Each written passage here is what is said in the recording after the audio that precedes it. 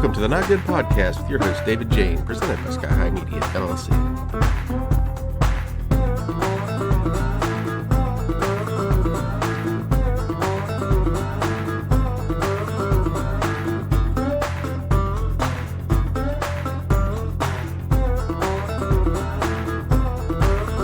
The views and opinions of the Not Good Podcast are not necessarily that of Sky High Media, LLC.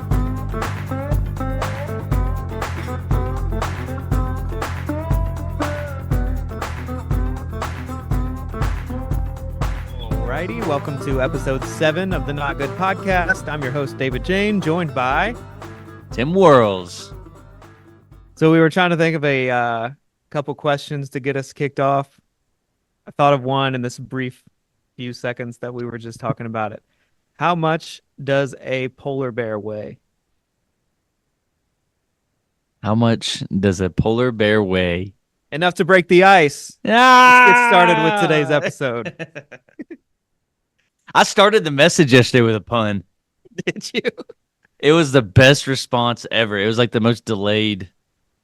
Like, and then it was like a ha-ha, boo. You know, I get all three. So You love those jokes. I remember just now I had this flashback of you loving those like corny pun jokes. yesterday I was talking about like the weariness of wealth in my message in Ecclesiastes. So I started off with, I was like, has anyone seen the show Strange Addictions? Like everyone's like, oh yeah. I was like, there's some weird stuff, like nasty, just people do weird stuff. And they're like, yeah, you know. I was like, the worst one I've ever seen was the girl that was addicted to drinking brake fluid. And everyone was like, ugh. Well, she kept telling them that she could stop at any time. And it was like, boo.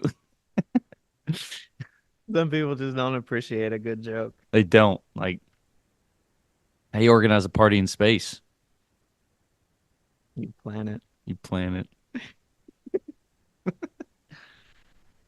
I was reading this really good book the other day. It was on anti-gravity. I couldn't put it down. Have you have you seen those videos where people tell each other dad jokes and they can't Yeah. laugh or whatever? Yeah. I laugh There's at some they're good all ones. great. You're thinking of Man. one. No, I was trying to. I can't spend too long. Or else I'll just be like dead air for 30 seconds while I try to Google one. So when I taught middle school for a little less than a year, we would have called them like pickup lines, but they called them Riz lines. Oh goodness. But I would just come up with these stupid. They were like, "Oh, Mr. Jane's new Riz line." Like, Are you talking about like, are you from Tennessee? Because you're the only 10 I see, like stuff like that. it would be stuff like that, yeah. Like there's one song that I played for them that I really liked. It was the main line is, if you were a fruit, you'd be a fine apple. They like that. I also like the anti jokes. You ever heard of an anti joke? Tell me one. It's just like they're just terrible. Like they're not supposed to be funny, but they're so not funny that's like I can't even think of one. It's like a storm came, the apple fell off the tree, and the tree died. Uh, And it's some not that bad, but I have to look it up sometime and hit you with it on our next episode. But those are Yeah. funny too because you're thinking it's gonna be a joke and it's like a really horrible ending. wow, that's like a tragic kind of morbid thing. Yeah, but it's hilarious. I'll sneak one in one of these days on you. Okay. I was just thinking of those like really morbid jokes that's like there's no punchline to it, but it's like really kind of twisted, kind of. I'm not gonna say it. So we kind of had today's episode, the title will be giving. And I kind of wanted to, so I thought it was interesting. I've worked random jobs throughout the years because I haven't been full time in ministry for the majority of my time.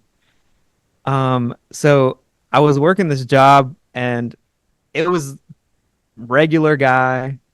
He knew I worked at a church and he asked me a question. He was like, "What does the church do with the money that they get?" Hmm. And I was like, I'm just grew up in church. So to me, I was like, well, man, I can't believe someone would not know this. Right. But I think it would clear the air if more people did. And, like I think of the church, the last church I was at, there was two part-time people, a part-time kind of receptionist slash piano player, and then the full-time pastor. And so they're looking at it and it's like maybe the overhead is low to them and they just come and the lights are on and there's not puddles of like feces on the ground, there's like everything's pretty clean. Like you know what I mean? The Right. facility is maintained, but I don't know if like people overlook that or they just assume it happens by itself. Like just if you don't know, you don't know, kind of one of those things. So I Yeah. guess with our we work at two different churches, so I'll start, but just how the finances are kind of taken in, just so we can kind of clear the air on what happens with giving. So at my current church, and I would say the old church, it's pretty similar. Offering is counted. They're right like here, there's like several people that will count the offering that comes in. We don't pass the plate, so there's boxes, but like at the end of everything, the boxes are emptied and gathered and counted, and the people sign off on it. That is then cross-checked with like the business manager, which is then cross-checked with like the treasurer. And then that's all input. The online stuff I think is put in once a month. I forget. I feel like they just told me probably like 30% of the giving is online. Hmm. Just because we have a more slightly older demographic. Right. I put like QR codes on our giving boxes, and I don't think anyone has a clue what those are. But just on the off chance someone under the It age of looks like, cool. oh yeah, it does, of 35 would want to scan it. It takes you to the giving page on our. We have one person here that's like, I don't trust QR codes. I'm like, we made them. Yeah, So you're good. there's a You're fine, yeah. buddy. The one I used at school, it was like a free plan on something, so it was a kind of decorative one. It's got our logo in the middle, so it looks legit. A lot of companies will try to. It's hard to try to find a free one though that looks good Yeah. because they want you to pay $9 a month to use the QR code. That's like, why would I pay for? You can just get one for free on some other service. Right. Just Canva. doesn't look as good. Yeah. That's probably the most boring thing about this. The worst thing about this podcast is I drink so much. Yeah. Stay hydrated. Well, I got my coffee here. So our stuff is counted, and then even with our budgets, there's a lot of items at this church. My last church was smaller. We probably had 30 line items Hmm. of different. When I filled out an expense report, it would be 13. I had to put a number for what line it was submitted the expense under. That was then given to our CPA, who was not affiliated with the church. So we Right. would turn everything into her, and then she would keep up with it. And that way, it's just a lot of things that happen financially where pastors have too much power, and then it gets into, or someone in the church gets. Recently in my area, there was a church in the area within the last 5 years where there was a deep level of embezzlement going on, Yeah. and unchecked, it just gives the opportunity. But it's good to have a lot of accountability when it comes to the finances, just so because there's church already can get a bad rap.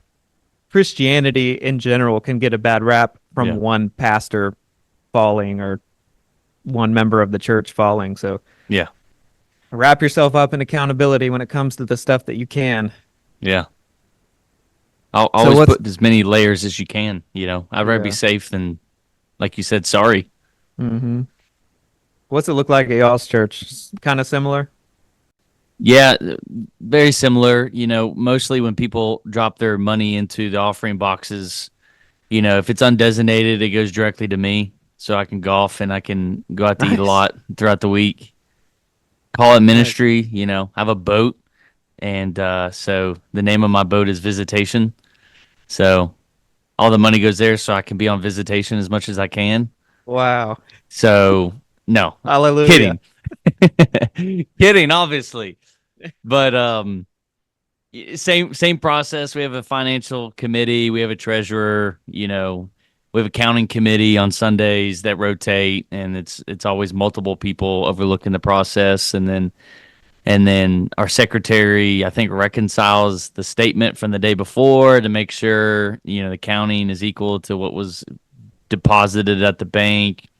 Money goes directly to the bank the minute, on Sundays afternoons it's taken to the bank. It doesn't even stay at our building overnight. So a lot of layers of security. We have an outside source that does all of our paychecks, and also our taxes. So we have an outside CPA, basically, is what you're describing. So we have online giving as well. Um, most of so the big question that we get is if you're visiting for the day and we just give cash or money online and we don't designate it, what does it go to? Well, it goes to the general fund, hmm and the general fund is what we base our budget out of. So the general fund is the lights, the utilities, the outreach fund is out of the general fund, is designated out of there. So we have a separate account called the Faith Promise, which is for missions. So in essence, it's Faith Promise is what you are promising to give on a monthly basis above your tithes by faith, and all that funds our missions department. Um, so that's kind of been, we have an outreach category in the general fund. So in a way, you're still giving toward missions in the general fund.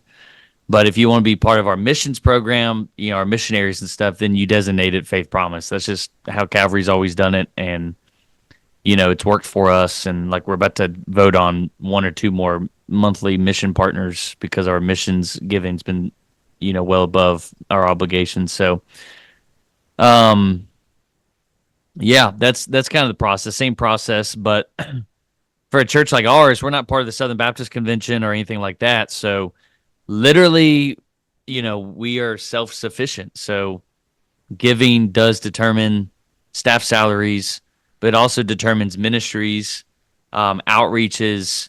If you want to come to service and the lights are on and the air conditioner is running in the summertime, then guess what? That's coming from the offerings of the people. So, but like you said, a lot of accountability. Every time I spend money, I have to turn in a receipt, and they're on me. Like I get in trouble every month because if it's a paper receipt, more than likely I've lost it somewhere. But they're on my case, like if it's like a $3 whatever, then they're cool with it. But they're like, hey, we've got this statement that you spent.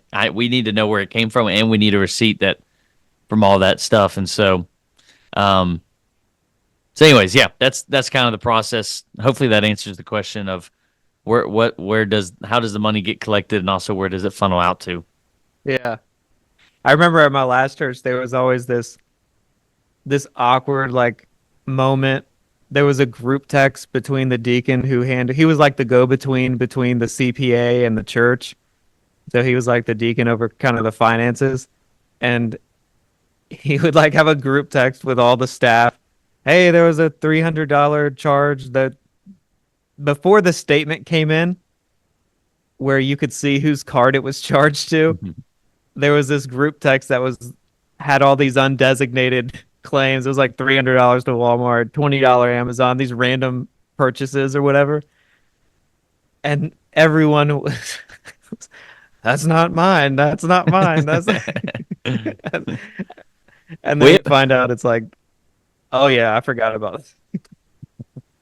we have that all the time here, where it's like we only have a few credit cards, so sometimes people will come to me real quickly and they're like, "Hey, like vacation Bible school is going on this week, so we got people. You might hear them every once in a while. They're literally working right below me, but they might say, "Hey, I got to run to the store real quick. Can we use your card?" And, yeah, Mhm. sure. And then all of a sudden, it's like, Timothy, why did you buy 300 hot dog buns? I didn't do that. Who did I give it to? And so we're trying to knock down the process on that of like who's using Yeah. what. But we did have a case where this individual, we kind of knew where it was from the youth department before we got a youth pastor, and so I was like, it has to be from these volunteers. Like they're like, we didn't like we that's not us. I'm like, hey, check your personal orders, Yeah. and they're like, oh, where they had the card where they did an order one time already saved. So they Uh-huh. accidentally got their personal groceries off the church card because they forgot to delete the card information from the account. So like they had to run in that day and write a check back to the church for that amount because it was their personal groceries. So that was kind of funny, but it put us on alert too. That's like if anyone orders online, you're not allowed to save the info. Like it has to be deleted. Yeah, that I've had that accidentally happen because I've had, as a member of staff, I have a card, and I've always been freaked out when I go to order Amazon and I'm just gonna like one click purchase or whatever. Yeah. I always check out just so I can make sure the payment is not Yep. on the card, just so it doesn't look like I did something, unintentional, or it would have been inadvertent, but just so it doesn't look like what's this guy doing, That's the cool thing about having finance committees is a lot of eyes are on it, and you literally that's happened to me. Like a $2.99 purchase on Amazon accidentally got charged, and it was some like our subscription to Amazon Music. Somehow the cards got flipped, and they're like, "What is this $2.99 thing?" I'm like, "I have no Yeah. idea." And then I was like, "Oh, that's our like music subscription. Sorry," and I gave like $3, to the treasurer that day. Take it. So I may have thrown another dollar in, just out of regret. So there's a figure that if you've been in church for any amount of time, unless you're a new believer and you're literally just now getting into it, I grew up 10%. You Mm. give 10% to the Hey, Lord. man. And I heard this pastor say this one time, that 10% was the floor, not the ceiling. Hey, that is an amen. Like I mean, glory. give out of the abundance of your heart, saith the Lord, was basically what we were taught. So I think there's some truth into giving with a cheerful heart. Yes. But what I do kind of want to get into, and I'm not totally throwing you off by this, but where do we kind of get the 10% number? You don't have to give me the exact passage or anything, but This is like Bible trivia on the spot. yeah. I got my MDiv, but I really didn't learn anything during that process. So Another expensive piece of paper that you got. no, I mean the 10%, the tithe, is an Old Testament principle. So most people think it was only finances, the income, the like what they earned, the earnings. That's the word I was looking for, earnings. And but it was earnings, but it was also crops and livestock. It was basically the top 10% of anything that you brought in that month.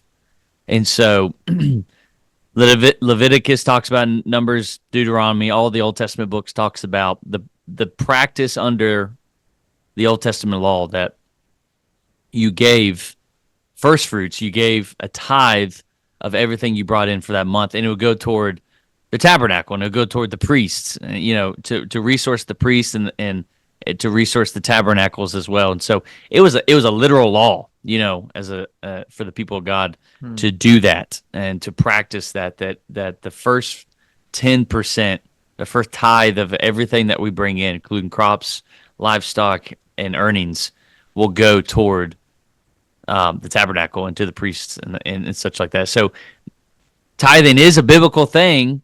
It's in the Old Testament, so that's where we get it from, and that's where a lot of people are getting the 10% from. Is you know the people of God had to do it in the Old Testament law, but as we know as New Testament believers, you know Christ came, and we're no longer under the law. So the question comes from today is, if we're not under the law and the tithe was an Old Testament law, then where do we fall at today?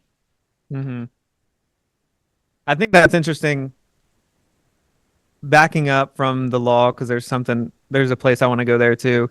With Cain and Abel, I heard this explained one time. That was a first fruits offering as well, correct? Yeah, absolutely. And Abel was the one who followed that. You always kind of see, because they had different jobs. Abel was the kind of herdsman, shepherd, and then Cain was the farmer. hmm And does it say specifically why the Lord did not like Cain's offering? Because I heard that it possibly was not his first fruit that he gave to the Lord, and that was why he was rejected.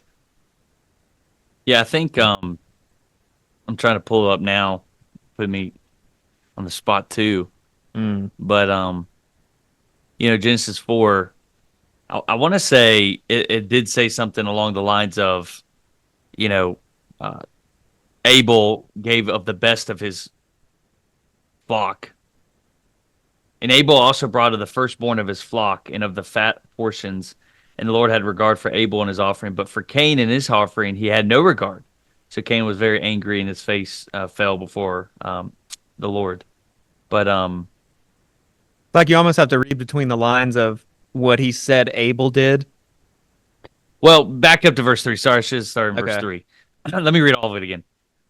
In the course of time, Cain brought to the Lord an offering of the fruit of the ground, and Abel also brought of the first fruit of the flock and of the fat portions. And the Lord had regard for Abel and his offering, but for Cain, his offering, he had no regard. So, yeah, it's Cain. Cain brought the best, or excuse me, Abel brought the best of his offerings, and Cain just brought something as an offering, kind of like Micah. Chapter 1 talking about or Malachi chapter 1 talking about the Lord's like, you've despised my name with your offerings, and the priests are like, how do we despise your name? And essentially in chapter 1 there, God's saying, you polluted the table by bringing to me what you wouldn't even use for yourself, but Mm. but they thought bringing something was better than nothing. But God has required that we bring the first fruit, the fats portions, the best of what we can bring to Him. That's the offering we're to bring. That was the case of Cain and Abel. I heard that said one time, and I tried to emphasize with the team our band that we meet with. I was like, man, thank y'all, for coming. We practice. I kind of inherited this time, and it's a fine time, but at 6 o'clock on Thursday nights. Hmm. And I'm like, this is the prime time of the evening. Everyone's off work. Some of them might not have eaten yet. So I was like, man, y'all are honoring God and coming to this. It's the prime time of kind of the evening. Yeah. And you're giving that to God as we practice. So I was like, man, thank y'all for doing that every week. And the same goes with our choir. Every Sunday, we'll meet at 5 o'clock, and some of them don't stay for the service, so they'll just come to choir. But it's like the time that it's everyone wants. They only have one weekend a week, and they kind of come during these prime time. Yeah. So I was like, man, it might go overlooked with some people, but thankful for the volunteers that churches do have.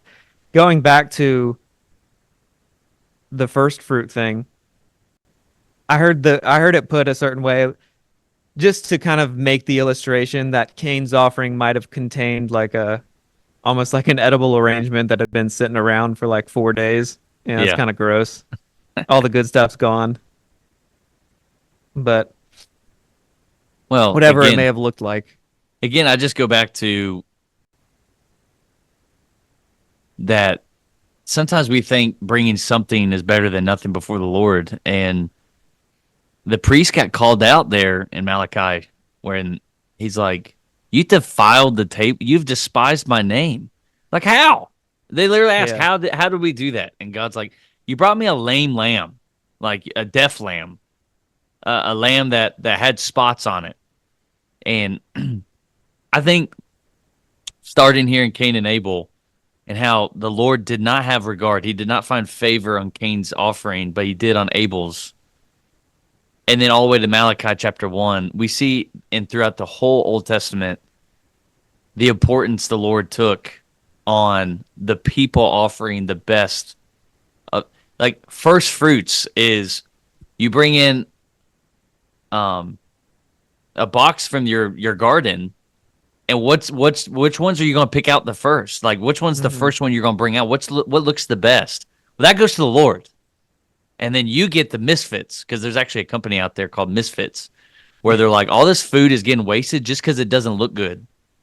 But it's reversed now, where it's like in Malachi, they were giving God the misfits just to give him something, but they wanted to keep the best for themselves. And we do the same thing today, where we're giving God a misfit or just the bone left over, rather than trusting by this is the fattiest part of what our portion is. That goes to the Lord, and we get the rest. And that's happening today as well. And so the tithe was earnings, but then also went to crops and life. It was a lifestyle of always giving God the first fruits. So a lot of people today would just say, that's where the people that make it legalistic now, 10%, But then you get the other side of people where they're like, no, that's legalistic. We're not in the Old Testament. I think whatever I told you earlier when we were kind of talking and jotting this back and forth, where it's like, do I think we have to give 10%? No, today we don't. We're not under the law. Do I think we should give 10%? Yeah. So your phrase earlier, like what'd you say? It's the floor, not the ceiling of our giving. Like I'm there. I firmly believe that's the floor of what we can offer to the Lord. But it's not just earnings. It's everything else. It's everything else in your life. And I think that's kind of what people should wrestle with when it's talking about should we tithe. I think so, and that's the floor. But who cares if we're under the law or not? It's called worship. How are you going to worship through tithing? And that's the beginning. When it comes to it being the law, one thing that I'd kind of struggled with, I guess not struggled with, but there was a guy who I saw pretty regularly, and he followed the Torah. And so Sabbath, he did that. All of the feasts, when they would come up, he would do it. And I guess there was, after a little bit of more discussion with some other people, there's certain things that you have to do within, it's not just celebrating, but it's like these offerings and things that you might not be following it to the letter. But because he would have pretty good arguments, as like, man, the old covenant like still isn't over. Has this happened yet? Has this happened yet? So man, like we're in this idea of looking at here like as if we're past it. But anyway, he had some good arguments, but man, one thing that helped me kind of get past that was Galatians, first of all. Yeah. There's several passages in Galatians that talk about the traditions that people were boosting up, and our pastor's in that series now, or he's just started the book of Galatians. This is his second week on it. But Galatians, Paul addresses the Judaizers who would emphasize these laws that were added on, that's not really the intent. And we've created these traditions surrounding the laws that we have to do this, this, and this before we can even do this. Yeah. But there was a line in a book my wife shared with me where it talked about how Israel was unique because it was both a religion and a nation. Mm. And God had laws that were interweaved in both kind of organizations. Mm. So there were things that they had to do to appease God, but also there were things to keep them safe. Yeah. And we're not in that structure. No. We're just in kind of the relationship with God part, and we don't need a priest to go before us. The curtain's torn in two.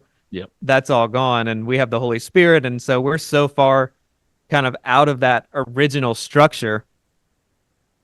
But it's neat to it just helped me kind of get through that discussion where, man, that's a good explanation for a lot of the Old Testament. That doesn't mean that there weren't things to keep them safe that, are still good principles. And a principle is, 10%. Hey, that's a pretty good number, Yeah. Yeah. So as we go on, kind of talked about what churches do with money. We talked about the origin, leading us into the New Testament of giving. And I think about how a couple episodes ago we talked about the early church in Acts, and they met outside of the tabernacle for their larger gatherings and inside people's homes for the smaller gatherings multiple times throughout the week. That was last episode, is Sunday centric. Yeah. That one. Kind of bringing us into, man, now we got overhead. You don't have overhead if it's someone's house. Right.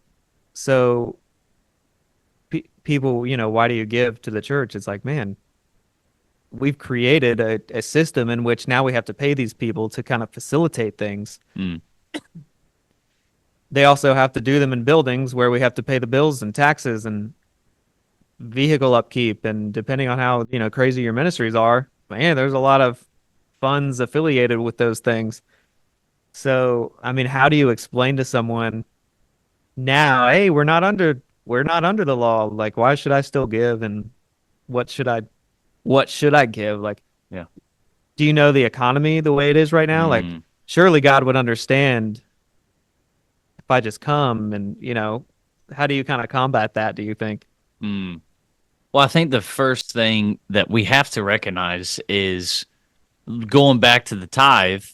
That's a pretty good deal that the Lord made with man. Like, I gave you everything. So here's the deal. You keep 90%, but you got to give 10% back to me. So like you put 2 jars out, God gives you $1. The only thing required of you is to give a dime back so you can keep 90 cents of that dollar. That's a pretty good deal, and I think. But when we go to the early church, let's talk about the early church a little bit. Everyone wants to go back to the book of Acts. Everyone wants to talk about the early church. We need to be the book of Acts. What did the believers do when they encountered the gospel? They sold everything and threw it at the apostles' feet as a response to the gospel. Because here's the deal. They realized that Jesus gave all.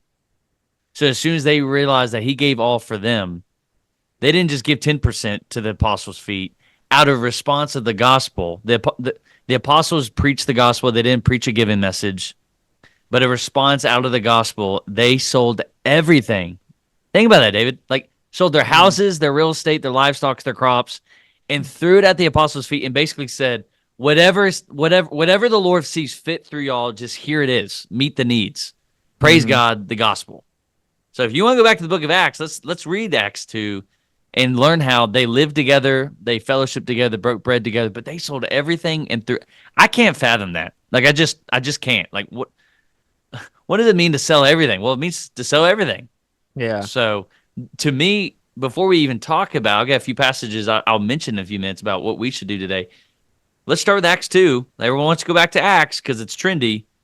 They sold everything to meet the needs out of response to the gospel.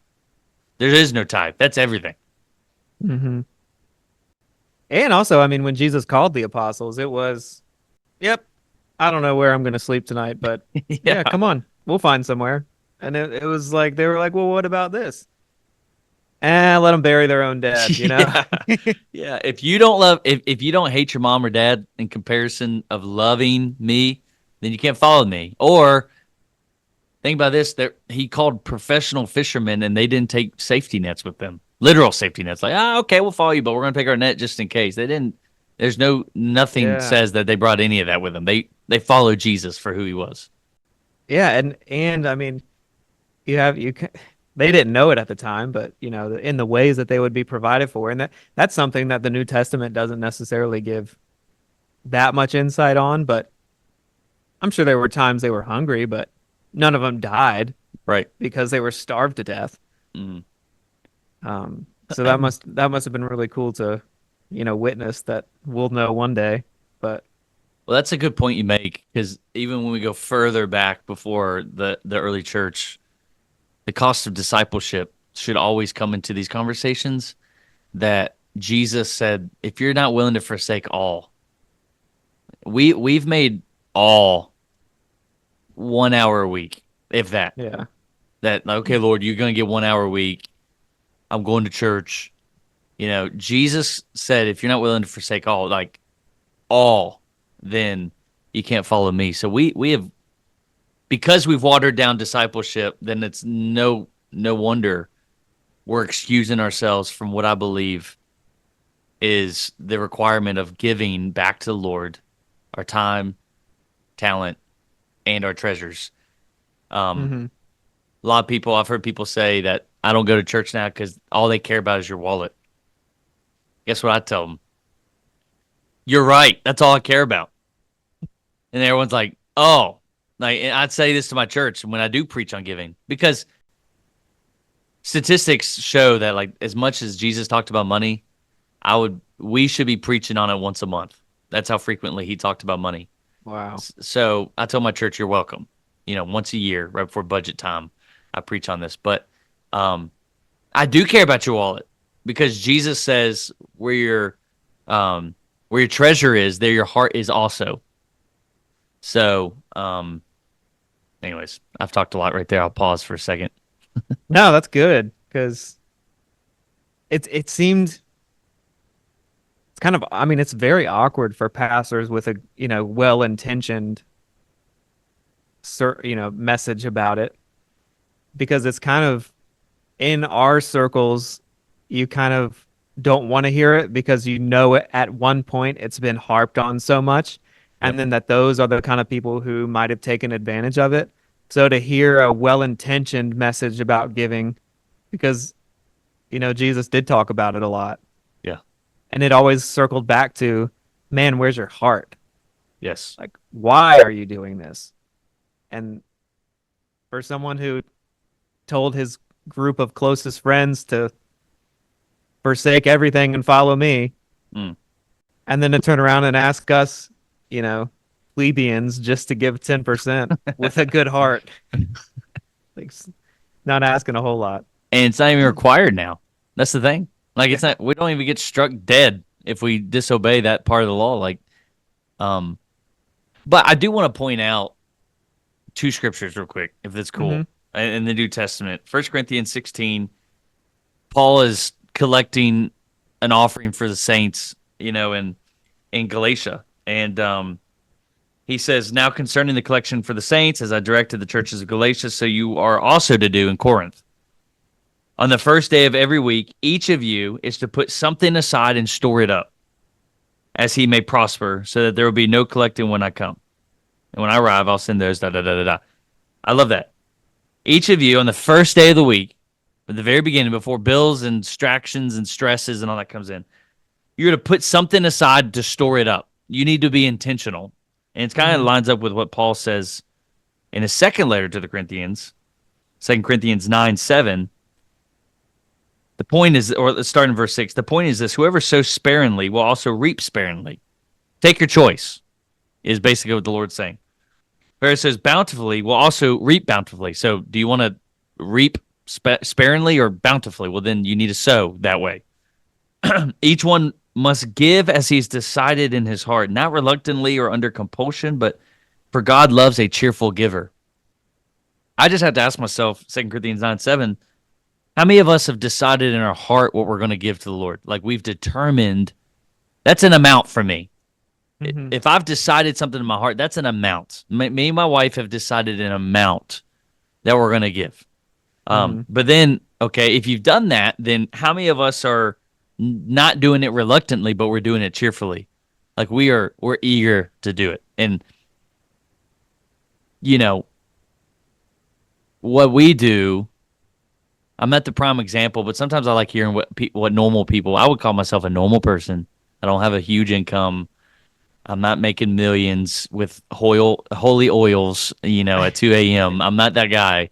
I'm just trying to get by. Second child on the way, trying to be faithful every day. We're in a season where our bills are a little strained right now. I'm bringing lunch to the office every day now rather than going out to eat. So I was kidding about that, offering earlier about, but one thing my wife and I have said is like, the first thing on our budget line is 10%. Mm-hmm. The last thing to come off our budget line is 10%. So the floor is 10%. If we can give more, we're going to do it. And what I found out is when we've decided in our heart and put it on our budget, it's fun to give because we see how God works with that. That's our worship. So within the last 2 weeks, we've had some financial strains literally pop up where we're pretty stressed.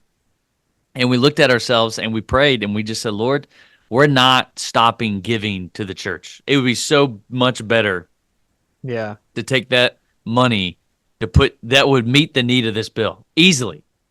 But we're not doing that. We're going to find other way. We're not, because we trust in you.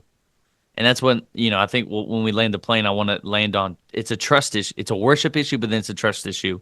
But we do see the practice of Paul saying, first of the week, put a portion to the side. That's intentionality. 2 Corinthians 9, decide in your heart. Well, what happens in your heart? That's where worship happens. So decide in your worship how you're going to worship with your giving.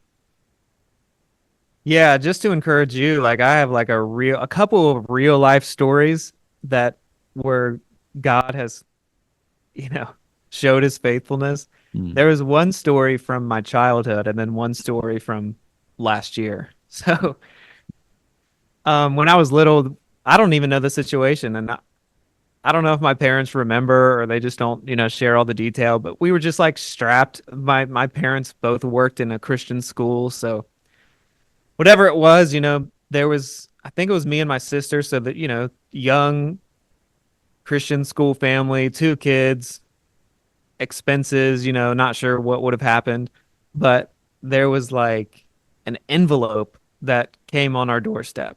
And I guess this happened a couple of times, whether it would be groceries, but this one time I remember it was an envelope and I was 7 or 8. I wouldn't have had an idea how much the money was.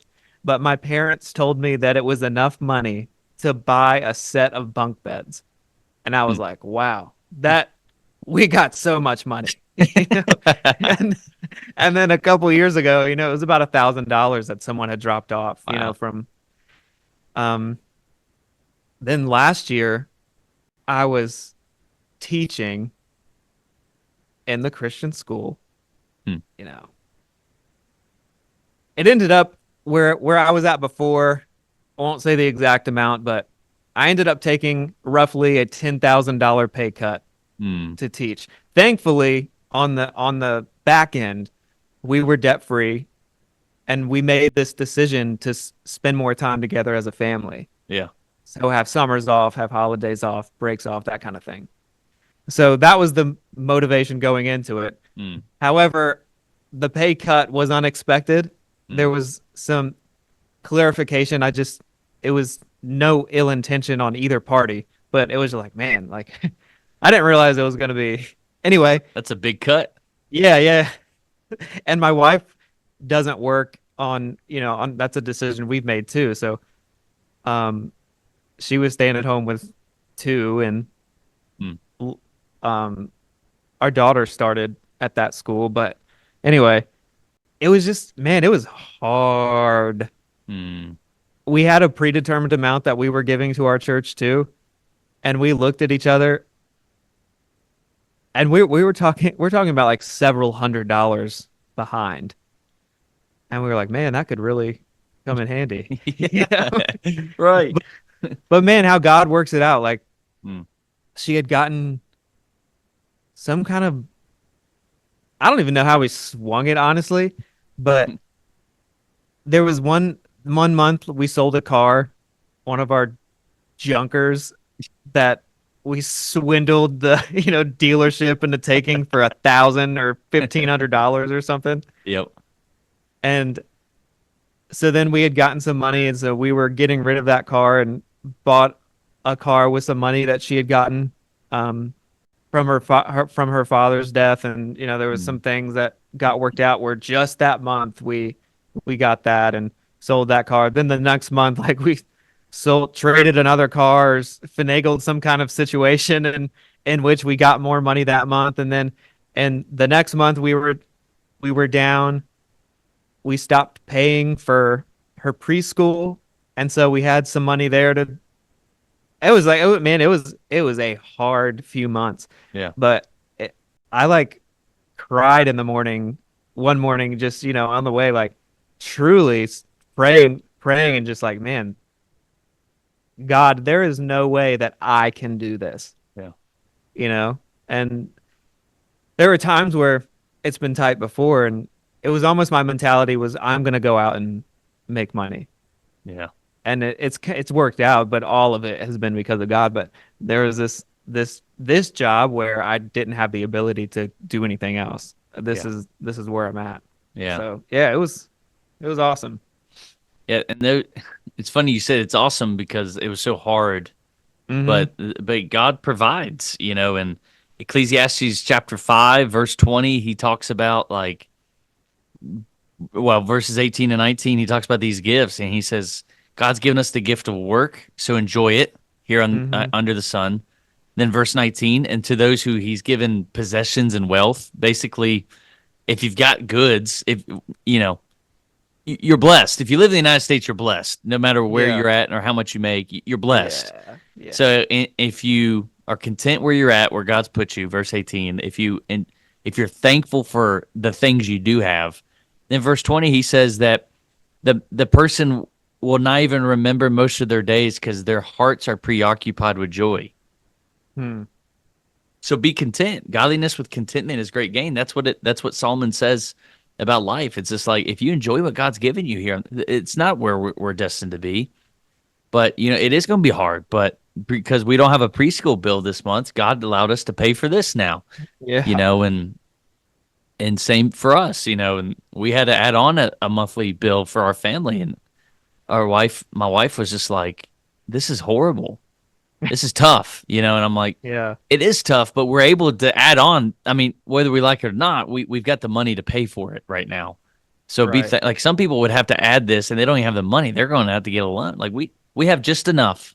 Hmm. It's no more savings, but we've had it for this time. And God just says, "Give us this day our daily bread." And that's but circling back to tithing, that's a reason why many people aren't tithing is because I'm glad you were able to share that story, David, because a lot of people are missing out on the fruits of giving because they're worried about their bills. It would be Yeah. easy not to give to the church. That's the easy. No one's going to know except you and the Lord. Hmm. I was sitting in a meeting. I can't remember the figure, but I was part of this board meeting for an organization, and they were like telling us their goal of fundraising in the next 2 or 3 years. I promise you, it was like $2 billion, some ridiculous. And I felt like a little kid in that room when they started talking those kind of numbers. I was like, I can't even spell the word billion half the time. But and they were like, the goal is $2 billion. I'm like, what? Amen. Amen. Pass the plates now, baby, Yeah. and we'll keep passing them until we get it. But Mhm. I just sat there. The guy gave the vision, and then the president came behind him, and he's like, I just want to pray over this vision. I'm like, good luck, buddy. And he said something so simple. He was like, God, $2 billion is nothing to you. And I just sat there. I'm like, we are praying to the God where $2 billion is nothing. Yeah. Like, He's like, Wow. if you feel like this vision brings you glory, you could bring $2 billion by the end of today. And I'm like, it gave me chills because I'm like, I'm worried about $500 to my monthly payments, Mhm. and if I was to take my offering from the church to cover those expenses, basically what I'm saying is that God, you can't provide for me. So I'm taking my money back to provide for myself. Mhm. Whereas you reverse it by saying, Lord, this is my first fruits. So anything that comes to the bottom of the barrel, I know you'll cover it. This is me trusting in you. I'm investing in my trust in you. And so I think instead of asking the question, do we really have to tithe? I think the question should be, why wouldn't you tithe? Mm. The answer is no, we don't have to tithe. But my question is, why wouldn't you? Hebrews 11:6, it is impossible to please him without faith. So why wouldn't you tithe? Why wouldn't that be your floor? What's keeping you from that? Do you not trust him? And so for me, I grew up in church, yeah, and I was taught to tithe, but as I've matured and I'm living through these circumstances, I'm like, at the end of the day, that prayer, $2 billion, I couldn't remember the amount. I just made up an amount, but it's something like that. $2 billion is nothing to you, God. So why aren't you trusting him with your small bill or with your small Mhm. needs? Do you trust him? Why wouldn't you tithe? And that's my feedback to those we don't have to tithe. My question is, why aren't you tithing? What's that saying to God? Yeah, I think it's interesting because it's like we have blinders on Mm, where we're only worried whether whatever you want to call it, anxiety, fear, being depressed about it, but it's like that's the blinder. And then it clearly is said, look at the lilies of the field. Like even all of Solomon's grandeur can't equate to what this looks like. And think of the sparrows, like they don't think about where their next, how much more would I care for you when they have what they need every day? yeah, And we take those things and we kind of attach some weird definitions to what we think we need versus what we actually need. yeah, And we're not willing to part with those things that we want for God to provide for us. And then we miss out on all of this other, I won't say blessings from God, like in the sense that if we give, we'll be blessed. Like that's not where I'm going, but we miss out on all this intimacy in our relationship with God where we do trust him with that part of us. And then like, man, like that's kind of where you get into like, this is a real relationship with this person that I'm putting so much trust in. yeah. Well, the three T's of tithing, time, treasures, and talent. So it's not just, treasures is just a portion of it. How about your time and how about your talents? And for those listening that you may have mistrust with the church, and there are instances where I don't blame you Yeah. because it's been abused and it frustrates me to death. I want you to hear just from David and I that the reason you to give, number one, is to worship God, reap the benefit of trusting in a God that nothing is impossible to him. But then number two, like I told our church, like the reason I want you to give here is because you get to invest in the gospel ministry that we're doing here in this area. Like the gospel does not get to people without the faithful giving of God's people. So I don't view my position as a job. I view my position as the captain of the battleship here. Right. That I just have to I spend time here and yes, I'm paid by you guys, but I'm the captain of the gospel mission, if that makes sense. So I'm not here just to have a job. I'm not here just to take people out to lunch and counsel people because I think it's an easier job. I don't think it's easier. And that's a whole nother episode maybe one day that it's not easier. And but I want you to give not to pay my salary. That's part of it. But I want you to be part of the gospel mission. If I'm doing my job, then I'm extending your reach for the gospel. If you give the resources that we're trying to do, then that's another investment that you get into changing people's lives for the gospel of Jesus Christ. So you're to give out of worship, but then you're also to give because for the gospel. It's not for my salary, but it's for the gospel. And I don't know. I just wanted to throw that in here at the end that Yeah. from my perspective, it's not to pay my salary, but it's for you to be part of the gospel mission. And I should be doing that. You should be doing that with your talents and your time. But then when you are at work, I'm devoting my time here with hopefully expanding the gospel. Does that make sense? Yeah, that does. That's a good wrap up. I also want to say on my end, if you have been abused financially in any way within the church, like you've been told that you need to give more and more and more, the church that you choose should offer transparency around the finances as well. Yes. And you should be able to look at the budget. You should be able to at least talk to someone, a deacon, member of the finance committee, someone, if you have a question, and they should be very transparent about that. Yes. It's not normal to go to a church where that's none of your business, exactly. I would say. No, that's good. I'm glad you mentioned that. Because there's a lot of people that can give Christianity as a whole a bad name, and that doesn't necessarily ascribe negativity to all of us. Yeah. So we're in charge of our little, sphere of influence within our own church, and make sure you're going somewhere that provides transparency around really any aspect, but especially around, money that you give. So That's good. let's wrap up episode 7. Man, it was good talk. I'm your host, David Jane, joined by Tim Worrells. Hey, man, baby.